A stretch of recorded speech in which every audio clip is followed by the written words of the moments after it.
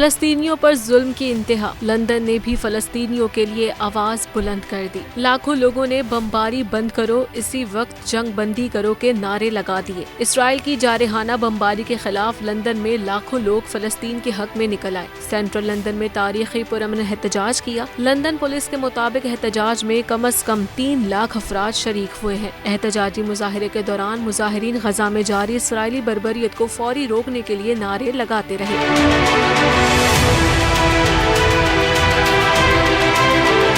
बरतानवी वज़ीर आज़म ऋषि सुनक को मुजाहिरीन का फलस्तीन के हक में एहतजाज पसंद नहीं आया। इन्होंने फलस्तीनियों से इजहार यकजहती के इस मुजाहरे की महल वकू को तौहीन अमेज करार दे दिया। बरतानवी वज़ीर आज़म का कहना है कि आर्मिस्टाइज डे के मौके पर फलस्तीन के हक में होने वाली रैली रोकने में नाकामी पर मेट्रोपॉलिटन पुलिस के कमिश्नर से जवाब तलब करने का ऐलान कर दिया गया है।